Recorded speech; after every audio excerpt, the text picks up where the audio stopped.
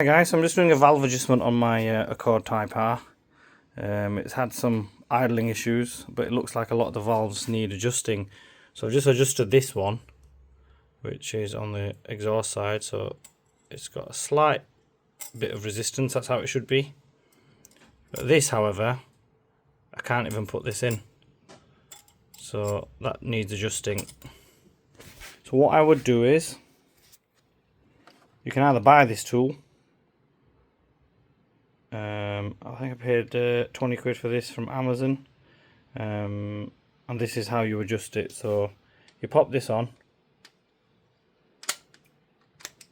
and then you hold the screwdriver while with the other hand you turn this red lever and it loosens it. You adjust it by screwing inwards to make it tighter, anti-clockwise to make it looser. So what you're looking for is the ideal clearance, which is a bit of drag.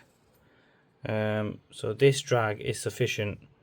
So if you want to pull it out, you're getting a slight bit of drag.